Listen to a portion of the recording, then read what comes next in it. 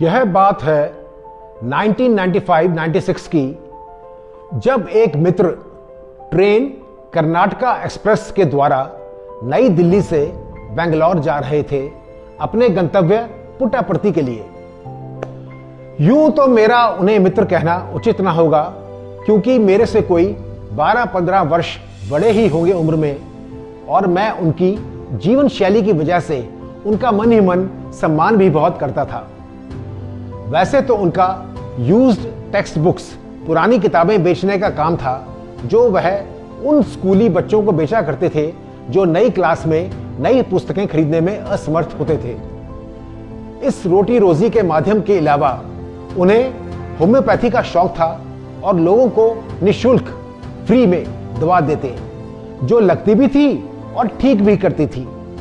वह शहर के पेरिफेरल एरिया के दूर की बस्ती में रहते थे, पर सर्दियों की शाम में भी अपना होम्योपैथी का मेडिसिन बॉक्स लेकर मोपेड से जरूरतमंद को दवा देने पहुंच जाते थे। बहुत सेवा भाव था और उसी का नतीजा था कि चेहरे पर एक संतुष्ट मुस्कान रहा करती व शरीर भी सदा स्वस्थ ही देखा। जैसा कि मैंने आपसे जिक्र किया कि वे कर्नाटका एक्सप्रेस से नई दिल्ली से बेंगलौर जा रहे थे, जब गाड़ी एक अनशेड्यूल्ड इनसिग्निफिकेंट स्टेशन बूटू पर रुकी। यह ट्रेन का कोई शेड्यूल्ड स्टॉप नहीं था। वह उत्सुकतावश यह जानने के लिए उतरे कि किस कारण ट्रेन रुकी। पूछने पर पता चला कि साथ वाली जनरल बोगी में एक सज्जन अचानक हार्ट फेलियर से पूरे हो गए और शव को वहां उतारा जा रहा है। उन्होंने और जानने के लिए पूछा तो पता चला कि मेरठ वासी एक पिता अपनी 22 वर्षीय पुत्री को कोई इंटरव्यू दिलाने बेंगलौर जा रहे थे, जब पिता की आकस्मिक मृत्यु हो गई। भारतीय रेलवे का ब्रिटिश काल से ही यह नियम रहा है कि यदि एक यात्री यात्रा करता हुआ मृत्यु को प्राप्त होता है तो शव को तुरंत गाड़ी से उतार दिया जाता है। यह उस बात के ठीक विपरीत है कि रेलवे हजारों टन मछली, मीट, जिंदे जानवर जैसे कि भेड़, बकरी, गाय, भैंस, घोड़े आदि ट्रांसपोर्ट करती है, ढोती है।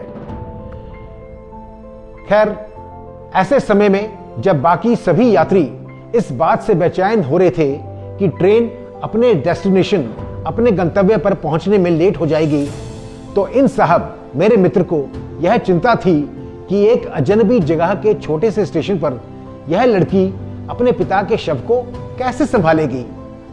सबसे पहले तो उन्होंने अपनी अटैची में से चादर निकाल शव को सम्मान पूर्वक उस पर लिटाया व दूसरी चादर से ढक दिया। वह मोबाइल टेलीफोन्स का जमाना न था और एसटीडी कॉल्स भी मुश्किल से ही लगा करती, ताकि आगे के काम में बच्ची को परेशानी ना हो। इसलिए टीटीई ट्रेन सुपरिंटेंडेंट से डेथ इन ट्रेन का सर्टिफिकेट भी बनवा लिया। इन सभी जिम्मेवारियों को ऐसे संभालने लगे जैसे कि चल बसे इंसान से गहरा रिश्ता रहा हो। टीटीई डेथ के डॉक्यूमेंट्स देकर अपनी रिस्पॉन्सिबिलिटी पूरी कर जिम्मेवारी से फारिग समझ रहा था और यात्रा आगे शुरू करने के निर्देश देने लगा। उत्सुकतावश उतरे बाकी कुछ पैसेंजर्स ने भी गाड़ी में पुनः चढ़ना शुरू कर दिया। जब सभी वापस चढ़ रहे थे तो एक यात्री बैग लेकर गाड़ी से उतर रहे थे, और यह थे और कोई नहीं, वही मेरे मित्र। अकेली लड़की कैसे पिता का शव 2000 किलोमीटर के सड़क मार्ग द्वारा टेम्पो से 50-60 घंटे की यात्रा कर मेरठ ले जाएगी। अजनबी शहर, अजनबी लोग और भाषा की दिक्कत।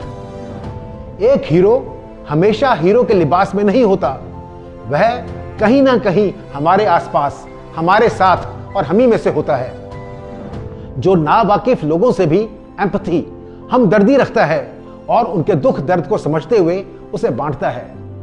एक सुपर हीरो शांत, मामूली, अप्रत्यक्ष, सादा, सहज व्यक्ति होता है जो चुपचाप जिम्मेवारियां उठाता है।